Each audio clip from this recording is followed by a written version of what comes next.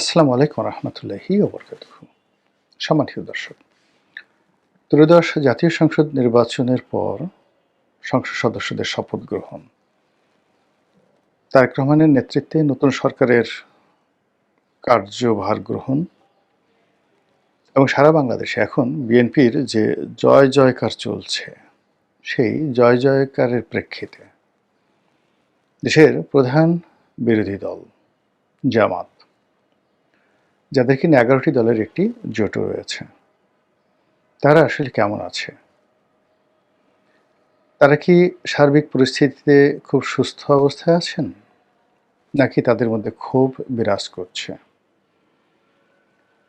এবং তাদের মধ্যে যদি ক্ষোভ বিরাজ করে, এক্ষেত্রে ক্ষমতাধর বিএনপি যারা আছেন বা ক্ষমতাসীন বিএনপি আছেন, তাদের জন্য কী কী ক্ষয়ক্ষতির কারণ হতে পারে, এই বিষয়গুলো নিয়ে সংক্ষেপে আলোচনা করব।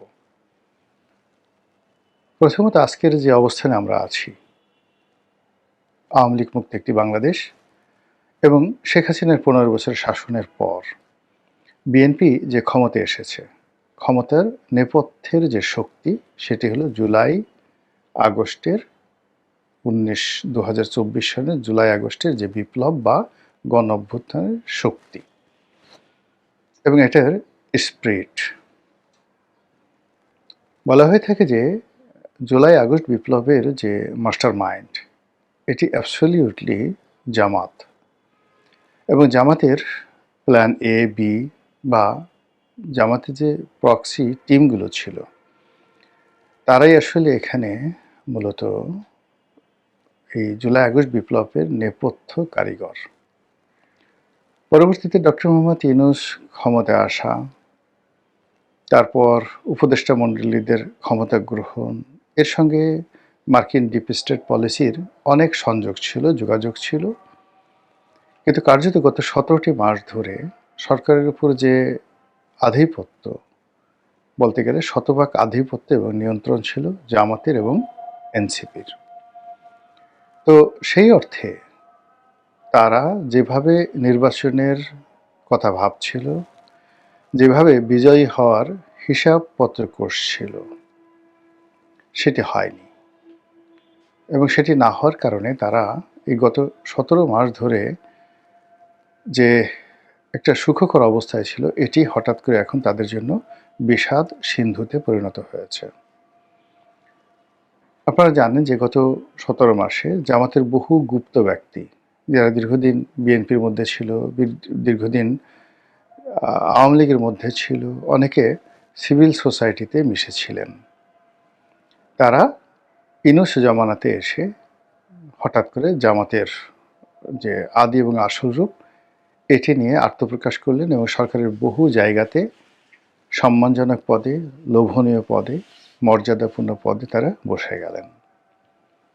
কিন্তু বিএনপি সরকার ক্ষমতা আসার সঙ্গে সঙ্গে অনেকটা ঝড়ের গতিতে, উল্কার গতিতে এই যে পদ পদবীগুলোতে জামাতের আধিপত্য ছিল, সেখানে রীতিমতো ব্যবচ্ছেদ করে দিয়েছে। অনেককে বাদ দিয়েছে, অনেকের চাকরি যায় যায় অবস্থা, এবং আগামীতে অনেকের বিচার হওয়ার বা অনেকের বিরুদ্ধে মামলা হওয়ার সম্ভাবনা প্রকট। বিশেষ করে ডক্টর মোহাম্মদ ইউনূস এবং তার উপদেষ্টা মণ্ডলীদের বিরুদ্ধে মামলা করার জন্য অনেক পক্ষ নিষ্পিস করছে। আওয়ামী লীগের লোকজন প্রাণান্ত চেষ্টা করছে, দরকার হলে তারা ফাইন্যান্স করবে। এমনকি সিভিল সোসাইটি থেকে অনেক লোক চেষ্টা করছেন, এবং এই মামলা মোকদ্দমা হলে সঙ্গত কারণেই এর সঙ্গে জামাতের অনেকে জড়িয়ে যেতে পারেন। 1 2 নম্বর হলো যে এখানে যে বিষয়টি ইন্ডেমনিটি দেওয়া হয়েছিল গত 17 মাসে, সেটা হলো পুলিশ হত্যা সহ আগস্ট মাসের পরে যে সকল ঘটনা ঘটেছে একটা নির্দিষ্ট সময় পর্যন্ত, এখানে অনেকগুলো খুন হয়েছে, জখম হয়েছে, হত্যাকাণ্ড হয়েছে, এবং এটিকে বিপ্লবের অপরিহার্য অংশ হিসেবে বর্ণনা করা হচ্ছে। এবং এই বিষয়গুলো নিয়ে যদি মামলা মোকদ্দমা হয়, তাহলে অনেকেই ফাঁসবে। আর তার থেকে বাঁচার জন্য যে ইন্ডিমিউনিটি দেওয়া হয়েছিল, সেই ইন্ডিমিউনিটি যদি এখন বিএনপি জাতীয় সংসদে পাশ না করে, তাহলে সেক্ষেত্রে এই যে জামাত বলেছে তারা মাস্টার মাইন্ড, বা জামাতকে মনে করা হতো মাস্টার মাইন্ড, এই বিষয়গুলো নিয়ে জামাতের কপালে দুর্ভোগ আছে। কাজেই জামাতের লোকজন ভালো অবস্থানে নেই।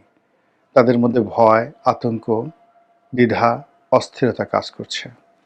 ইতিমধ্যে আমিরে জামাত হঠাৎ করে অসুস্থ হয়ে পড়েছেন। আবার হাসপাতাল থেকে তিনি সুস্থ হয়ে বিবৃতি দিচ্ছেন। যে সমস্ত লোক জামাতের লোক টেলিভিশনগুলোতে দাপিয়ে বেড়াতেন, তাদেরকে এখন দেখা যাচ্ছে না। বিশেষ করে জামাতের যে বৃহত্তম যে ব্যাংকটি রয়েছে, ইসলামী ব্যাংক, এই ব্যাংকে তারা যে কর্তৃত্ব স্থাপন করেছিল, সেখান থেকে যদি আবার তাদেরকে বের করে দেওয়া হয়, এবং এটার সম্ভাবনা খুবই খুবই বেশি। কেন্দ্রীয় ব্যাংকে তাদের যে আধিপত্য ছিল সেটি চলে গেছে। এখন কেন্দ্রীয় ব্যাংকের মাধ্যমে যদি ইসলামী ব্যাংকে আবার সে বোর্ড পুনর্গঠিত হয় এবং সেখানে এস আলম বা তার সমর্থিত যারা লোকজন আছেন তারা যদি ফিরে আসেন, জামাতের জন্য রীতিমতো ডিজাস্টার। রাজনীতি করার চেয়ে তখন তাদের যে আগের জমানাতে পালিয়েছিলেন, এটি তাদের জন্য লাভজনক হয়ে পড়বে। এর কারণ হলো যে ক্ষমতায় থেকে আসলে অপমান সহ্য করা যায় না। আপনি ক্ষমতার বাইরে থেকে যখন নিগৃহীত হবেন, লাঞ্ছিত হবেন, জেলে যাবেন, জুলুমগ্রস্ত হবেন, তখন ওটা মেনে নেওয়া যায়। কিন্তু আপনি একই সঙ্গে সংসদে যাচ্ছেন এবং গত ১৭ মাস ধরে আপনি ক্ষমতা ভোগ করেছেন, অলনে ছাড়েন, আপনার কোনোই ক্ষমতা নেই। আপনার বিরুদ্ধে মামলা হচ্ছে, দেশের বিভিন্ন অঞ্চলে আপনি অপদস্থ হচ্ছেন, আপনার নেতাকর্মীরা মামলার পড়ছে, অনেকে মারধর খাচ্ছে। এই খবর প্রতিদিন জামাতের নেতাকর্মীদেরকে অস্বস্তিতে ফেলছে। অন্যদিকে হাসনাত, সার্জিস, মাহফুজরা যারা ছিলেন এই বিপ্লবের মাস্টারমাইন্ড বলেন বা বিপ্লবের সম্মুখ সারির নেতা, তারা এখন এনসিপি শিরোনামে যে রাজনৈতিক দল করেছে, যেটি কিংস পার্টি হিসেবে আখ্যায়িত হয়েছিল, তা এখন জামাতের যাকে বলা হয় জোটে আছে। তারাও কেউ স্বস্তিতে নেই। তাদের অনেকের বিরুদ্ধে দুর্নীতির অভিযোগ আনার চেষ্টা হচ্ছে।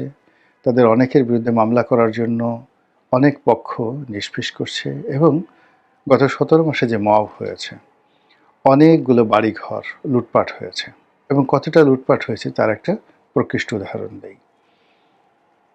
আমার বাসায় আওয়ামী লীগের একজন সাবেক উপজেলা চেয়ারম্যান একদিন একটা তদবির নিয়ে এলেন কয়েকদিন আগে। তো তিনি ছিলেন, তার স্ত্রী ছিলেন, তার স্ত্রী একটা কলেজের প্রিন্সিপাল, উত্তরাতে বাসা। তো ওই সময়টিতে একজন নামকরা সমন্বয়ক, পরিচিত সমন্বয়ক, তিনি আমার সঙ্গে দেখা করতে গেছেন। তো সেই সমন্বয়কে দেখে সেই উপজেলা চেয়ারম্যান যিনি আছেন তার মুখ ভার হয়ে গেল, তার স্ত্রীরও মুখ ভার হয়ে গেল। তো আমি বললাম যে কী হয়েছে? সেই ছেলে চলে গেল, চলে যাওয়ার পর বলে কী হয়েছে? বলে ওই যে আপনি যাকে বাসায় উঠিয়েছেন এবং আমার পাশে যাকে বসিয়েছেন তার লোকজন আমার বাসা লুট করেছে। ১৫০ ভরি স্বর্ণ, আমার সারা জীবনের উপার্জন। সেই ভদ্রমহিলা বললেন যে আমি জীবনে কিচ্ছু করিনি, যখনই বেতন পেয়েছি ২,০০০-৩,০০০ টাকা যখন ভরি ছিল, ১৫০০ টাকা যখন ভরি ছিল, তখন থেকে স্বর্ণ কেনা শুরু করেছি। সেই ১৫০০ টাকার স্বর্ণ কিনে কিনে আমি ১৫০ ভরি স্বর্ণ আমার ছিল। সে পুরো স্বর্ণ সহ বাসার যা কিছু ছিল সব লুটপাট করা হয়েছে আর জ্বালিয়ে দেওয়া হয়েছে। এরকম অসংখ্য ঘটনা ঘটেছে গত ১৭ মাসে, যেগুলোর আর্থিক মূল্য আপনি হিসাব করতে পারবেন না। এখন ওই ভদ্রমহিলা যদি সুযোগ পান, তিনি অবশ্যই মামলা করবেন। ওই ভদ্রলোক যদি সুযোগ পান, তিনি অবশ্যই মামলা করবেন। এবং যারা এই কাজগুলো করেছেন তারা খুব ভালো করে জানেন যে আসলে গত ১৭ মাসে কী হয়েছে, এবং এই কারণ কী হলো, এনসিপির মধ্যে এক ধরনের অস্থিরতা কিন্তু বিরাজ করছে। অন্যদিকে সংসদ যেভাবে গঠিত হচ্ছে, তাতে করে জুলাই সনদ কিংবা উচ্চকক্ষ বা সংবিধান সংশোধন, ডক্টর মোহাম্মদ ইউনূসের যে ডিজায়ার, তার সেফ এক্সিট, তার বিদেশে যাওয়া, বাংলাদেশে থাকা, তার কর্মকাণ্ডের ইন্ডিমিউনিটি, সব কিছু এলোমেলো হয়ে যাচ্ছে। সরকার ঝড়ের গতিতে যেভাবে সিদ্ধান্ত নিচ্ছে এবং অনেক সরকারি কর্মকর্তা যেভাবে বিএনপির গুণগান গাইছে এবং বিএনপি যেভাবে সব কিছু নিজেদের করায়ত্ত করে নিয়েছে, তাতে করে একটা সময় যে আওয়ামী লীগ ছিল, আওয়ামী লীগের দ্বারা তারা নিষ্পেষিত হয়েছিল, কিংবা গত ১৭টি মাস ধরে তারা এই একটা নির্বাচনের জন্য ডক্টর মোহাম্মদ ইউনূসের পেছনে ছিল এবং তারা কোনো অবস্থাতে জামাতের সঙ্গে কনফ্লিক্টে যায়নি। তারা এনসিপির নেতাদেরকেও তোয়াজ করেছেন, তদবির করেছেন। এই জিনিসটি এখন তাদেরকে দেখে বোঝাই যায় না। যে সকল বিএনপি নেতা এখন মন্ত্রী হয়েছেন, অনেকে হয়তো এনসিপির নাহিদ ইসলামের সঙ্গে একটু ফোনে কথা বলার জন্য, একটু দেখা করার জন্য তারা উৎপেতে থাকতেন। কিংবা জামাতের আমির বা অন্য শীর্ষ নেতা যারা রয়েছেন, মিয়া গোলাম পারওয়ার, তারপর আরেকজন আছেন ডাক্তার নায়েবে আমির। তো উনাদের সঙ্গে দেখা হলে, কথা হলে মানে বিএনপির অনেক নেতাদের মুখে বলতে গেলে পূর্ণিমার চাঁদের হাসি চলে আসতো। এখন জামাতের আমির ইচ্ছা করলেও বিএনপির সেই সকল নেতাদেরকে টেলিফোন করে পাবেন না।